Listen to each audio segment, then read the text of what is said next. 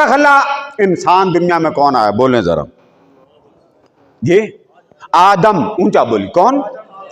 आदम से आदमियत, पहला इंसान, इंसान से इंसानियत, पहला बशर, बशर से बशरियत। आप कहेंगे रूए जमीन पर पहला इंसान आदम, आदम से पहले कोई इंसान, ऊंचा बोली, नहीं था।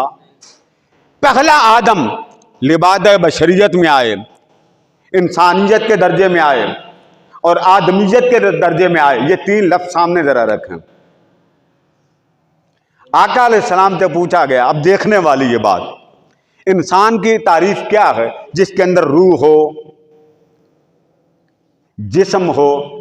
पूरी कायनात में ऐसा इंसान देखा कि नाम तो उसका इंसान हो मगर उसका जिस्म ना हो?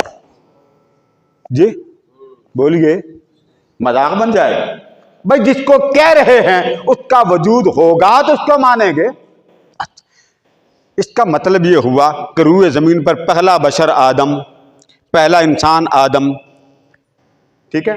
और पहला इंसान आदम, बशरियत में भी आदम, इंसानियत में, ठीक है जी, आदम अलैहिस्सलाम ये पहले नबी दुनिया में। हुजूर अकरम सल्लल्लाहु ताला अलैहि वसल्लम से पूछा गया, हुजूर आप कब से नबी हैं?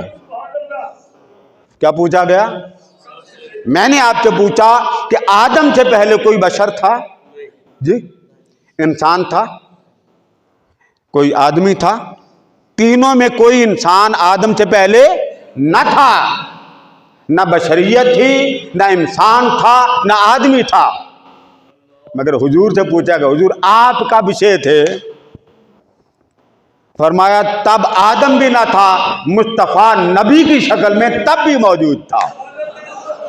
तो नबुव्वत के लिए बशरियत जरूरी नहीं होती। नबी के लिए बोलिए बशरियत जरूरी नहीं, यानी अल्लाह मोहताज नहीं है कि बशर हो तो मैं नबी बनाऊं, नहीं। उसने कहा बशरियत बात की बात है, मेरा मुस्तफा जौहर की शक्ल में मेरे पास सदियों पहले मौजूद था। और हुजूर ने क्या फरमाया, कुन तो नबीयन, कुन तो नबीयन व आदम बैनल माए वत्तीन, मैं उस वक्त भी नबी था, आदम की आदमियत अभी मिट्टी और पानी के अंदर मौजूद थी। तो आदमियत से भी पहले हुजूर नबी थे, बशरियत से भी पहले हुजूर नबी थे, इंसानियत से भी पहले नबी थे, क्योंकि नबी के लिए बशरियत जरूरी नहीं है। अब आप इस आयत को पढ़ें, सुब्हानल्लज़ी असरा बिअब्दिही, बेनबी ही नहीं फरमाया, वो मानते ही नहीं थे, नबी नहीं फरमाया, बेरसूल ही नहीं फरमाया। क्यों नहीं फरमाया?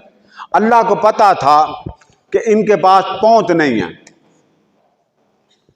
अल्लाह को उन काफिरों का, मुशरिकीन मक्का का पता था कि इनकी पहुंच नहीं है। तो अल्लाह पाक ने चाहा कि महबूब सफरे में राज है, कमाल का सफर, महबूब से मुलाकात का सफर, मुनफरिद सफर, और रूए जमीन पर किसी नबी को हमने ऐसा सफर अता नहीं किया। लेकिन तेरे सफर पर कोई गवाह भी तो ऐसा हो जो माने भी तुझे ना मगर तेरा सफर मान जाए, तुझे न माने।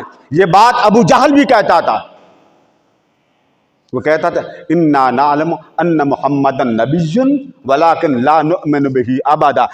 वो काफिर होकर भी कहता था कि मोहम्मद सच्चा है, सल्लल्लाहु अलैहि वसल्लम, मोहम्मद सच्चा है, वलाकिन ला नुअमिनु बिही अबदा। वो कहता था कि मानते तो हैं कि ये नबी है, ये बात हम मानते तो हैं मगर हम इस पर ईमान नहीं लाएंगे।